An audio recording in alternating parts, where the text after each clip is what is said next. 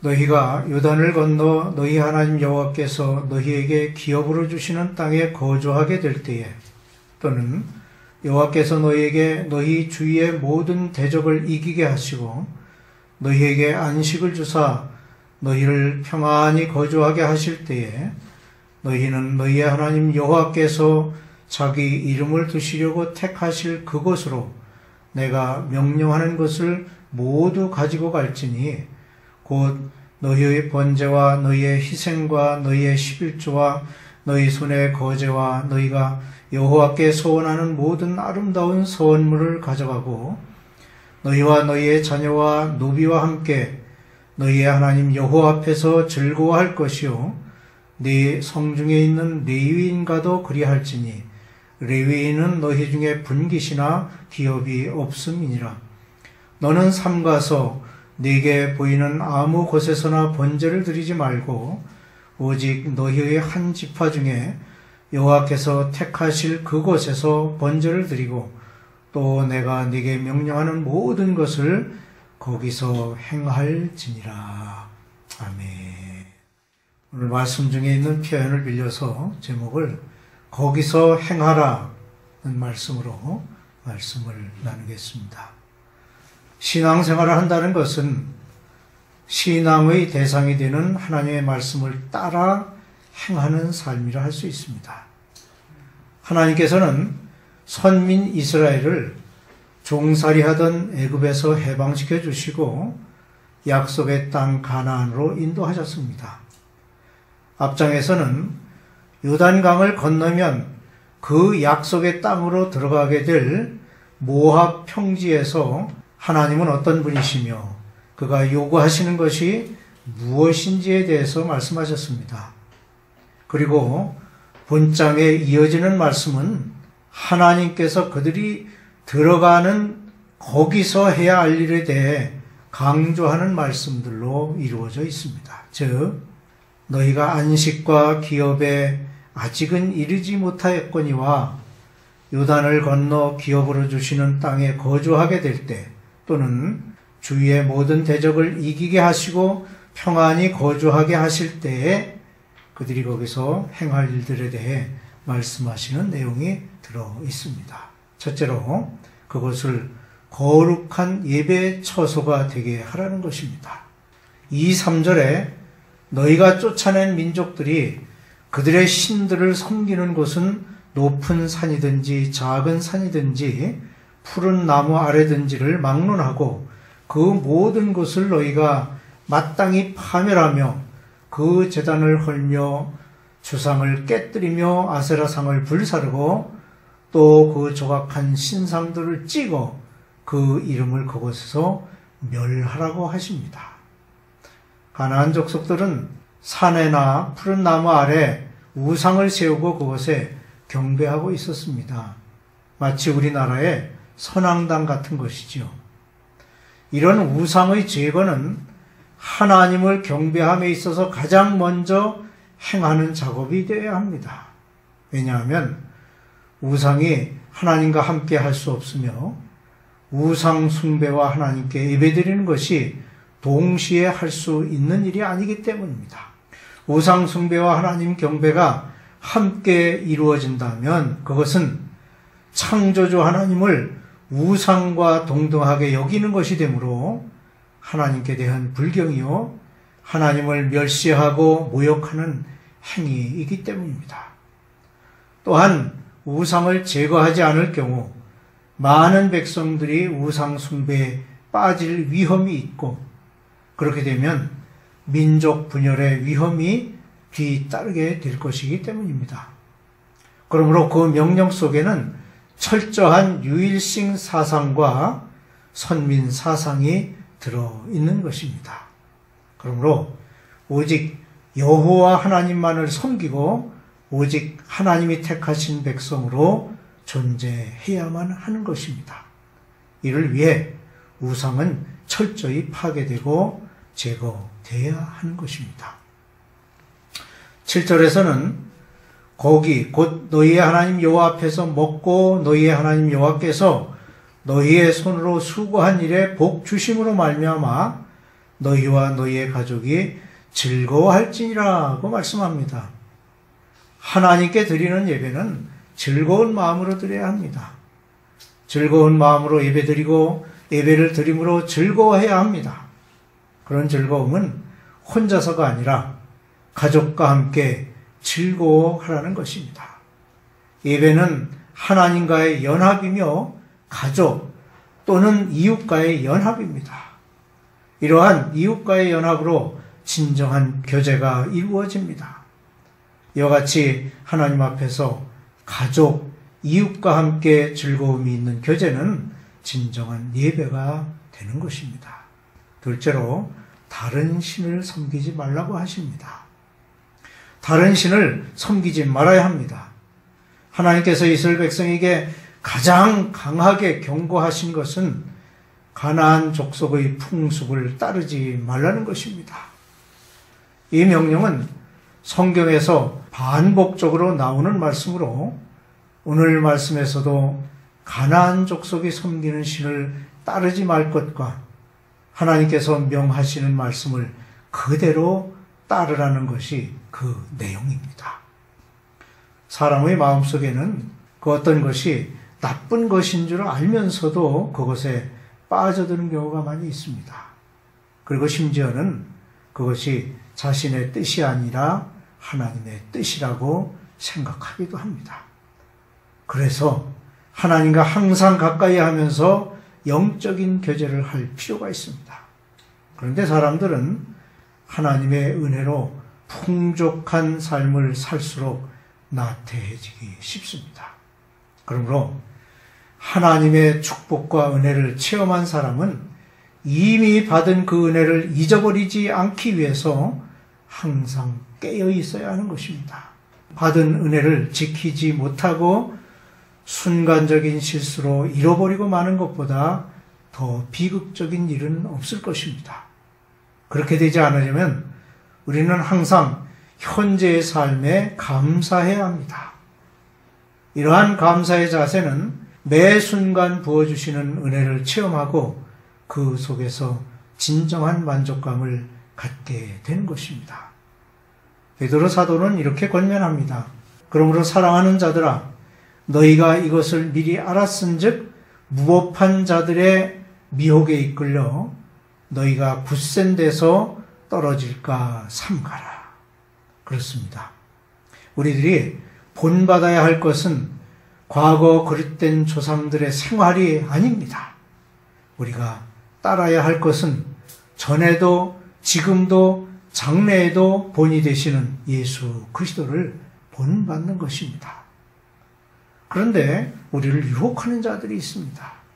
사탄은 우리의 가장 가까운 사람들을 통하여 유혹합니다. 유혹의 손길은 우리가 가장 사랑하고 신뢰하는 사람들, 그리고 우리와 가장 가까운 사람을 통해서 다가옵니다. 성경에서도 이런 예들을 많이 볼 수 있는데, 사탄은 하와를 이용하여 아담을 유혹했고 예수님을 수제자 베드로를 통하여 넘어뜨리려 하였습니다. 이런 예들을 통해서 보듯이 연약한 인간을 하나님으로부터 떼어놓으려는 사탄의 관계가 얼마나 교묘한지 모릅니다. 그러므로 우리는 누구보다도 가장 가까운 사람들이 우리에게 유익을 가져다 준다는 구실로 다가올 때 그 유혹에 넘어가지 않도록 조심해야 할 것입니다. 사탄의 유혹은 은밀하게 찾아옵니다. 사탄이 안내하는 우상 숭배는 암흑 속을 헤매는 것과 같습니다. 그렇기 때문에 사탄은 빛을 두려워하고 어두운 곳에 은밀하게 숨기를 좋아합니다. 이와 같이 어둠 속에 숨어있는 유혹의 손길은 우리와 가장 가까운 사람들을 이용하여 하나님을 섬기는 우리들을 우상과 거짓 신들에게로 이끌어가려고 기회를 엿보고 있는 것입니다. 그러므로 우리는 무엇보다 하나님을 사랑해야 합니다. 우리가 뿌리치기 어려운 사탄의 유혹을 물리치기 위해서 무엇보다도 하나님을 더욱 사랑해야 합니다. 우리가 의로우신 하나님의 길로 나아갈 때 우리의 길을 방해하는 어떤 사람도 동정해서는 안 됩니다. 설령 그가 생명을 같이 하는 친구라 할지라도 그를 하나님께 고발해야 합니다. 그리고 그런 용기를 갖기 위해서는 무엇보다 하나님을 향한 뜨거운 사랑의 마음이 있어야 합니다. 우리는 가까운 사람이라고 해서 그의 죄를 덮어주고 동조해서는 안 되며 오히려 그를 하나님께 대한 열심으로 단호히 처단해야 합니다. 9절에 너는 용서 없이 그를 죽이되 죽일 때에 네가 먼저 그에게 손을 대고 후에 뭇 백성이 손을 대라는 말씀으로 이방신을 따르도록 하는 자에 대해 가혹하게 대하라고 하십니다. 이것은 하나님의 엄중한 명령입니다. 그러므로 우리는 우리를 하나님께로부터 멀어지게 하려는 자들이 우리의 가까운 사람이라 할지라도 우리의 원수요 우리의 생명을 위협하는 자들이라는 사실을 깨닫고 경계해야 합니다. 이와 같이 성경은 여호와 신앙을 보존하기 위해서 단호하게 대처하라고 하십니다. 이렇게 단호하게 대처하도록 하신 것은 선민 이스라엘이 철저하게 하나님 경외의 신앙을 가질 것을 원하고 계시기 때문입니다. 어떤 과일나무의 열매를 벌레가 먹었을 때 그 벌레에 대한 대책을 세우지 않는다면 그 벌레를 방치해둔 것 때문에 나중에는 나무 전체가 병들고 말게 될 것입니다. 오늘날 기독교인들은 우리들의 공동체인 교회 안에서 사탄의 역사가 임할 때 어떻게 대처해야 하는지를 초대교회의 예에서도 찾아볼 수 있습니다. 아나니아와 삽비라 부부의 참혹한 죽음은 선의의 마음까지도 하나님 앞에 온전해야 함을 깨닫게 하는 말씀입니다. 초대교회는 교회의 규율을 준수하기 위해 잔인할 정도로 단호한 방법으로 대처하여 공동체를 유지할 수 있었던 것입니다. 이것은 사랑이 부족해서가 아닙니다. 철저한 하나님 중심의 신앙을 지키기 위한 것이었음을 알아야 합니다. 악을 제거함으로 축복이 옵니다. 이스라엘에게 있어서 하나님의 축복은 언제나 약속의 땅과 자손의 축복에 관한 것이었습니다. 왜냐하면 유목민족에게 있어서는 정착할 땅을 갖는 것이 그들의 소원이었고 자손이 번성한다는 것은 그만큼 강한 민족이 되는 것이기에 그들은 악을 제거함으로 그 약속이 이루어지는 것이었습니다. 하나님만을 경외하고 그의 말씀을 듣는 것이 그 약속이 성취되는 것임을 알았기에 그의 명령을 따라야만 했습니다. 셋째로 구별된 자의 삶을 살라고 하십니다. 하나님께서는 이스라엘 민족에게 내가 너희를 택했기 때문에 너희는 거룩해야 한다고 거룩해야 하는 이유를 설명하십니다. 하나님은 구별하는 분이십니다. 구별이라는 말은 분리 또는 어떤 것을 특별히 선택하여 구별했다는 뜻이 있습니다. 하나님께서는 이스라엘 백성을 다른 백성과 구별하여 특별히 선택하였습니다. 그래서 14장 2절에 보면 너는 내 하나님 여호와의 성민이라 여호와께서 지상 만민 중에서 너를 택하여 자기 기업의 백성으로 삼으셨느니라 고 말씀합니다. 그 말의 뜻과 같이 부정한 것과 구별하여 거룩하게 되었다는 것을 의미합니다. 하나님께서는 사람뿐만 아니라 짐승까지도 정한 것과 부정한 것을 구별하셨습니다. 사람이든 짐승이든 부정한 것은 하나님이 원치 않으십니다. 그래서 하나님은 흠 없는 짐승을 제물로 바칠 것을 명하셨으며 너희 몸을 하나님이 기뻐하시는 거룩한 산 제사로 드리라고 로마서 12장 2절에서 일깨우고 있습니다. 이것은 죄가 없으시며 흠이 없으신 예수님이 산 제물이 되실 것을 예표하는 말씀이기도 합니다. 가증한 물건은 먹지도 말아야 합니다. 하나님께서는 홍수 이후에 동물까지도 인간의 음식으로 허락하셨습니다. 다만 짐승을 정결한 것과 부정한 것으로 구별하셨습니다. 그러면 왜 짐승을 부정한 것과 정결한 것으로 구별하셨을까요? 그 이유는 그들이 성민이기 때문입니다. 너는 가증한 것은 무엇이든지 먹지 말라고 하셨는데 이 말씀에서 너는 이라고 하는 말은 하나님 여호와의 자녀, 하나님 여호와의 성민, 기업의 백성이라는 뜻을 담고 있습니다. 다시 말하면 하나님의 거룩한 자녀이기 때문에 부정한 것을 먹어서는 안 된다는 말씀입니다. 하나님의 자녀는 거룩한 삶을 추구해야 합니다.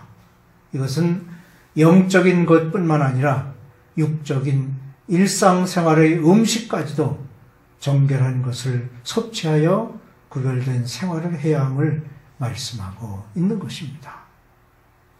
이스라엘 백성들이 거기서 즉 약속의 땅에 들어가서 행해야 할 일들은 하나님을 예배하는 처소를 만드는 일입니다. 이방신을 없애고 하나님만 섬기는 장소가 되도록 해야 합니다. 그리고 악을 제거하고 하나님의 뜻을 따르기 위해서는 의를 위한 단호한 대처가 있어야 합니다. 또한 선택된 성민으로서 성별된 삶을 살아야 합니다. 지금도 하나님께서 그의 자녀들이 행하기를 원하는 것은 하나님의 뜻을 따르고 구별된 하나님의 백성으로 살아가는 것입니다.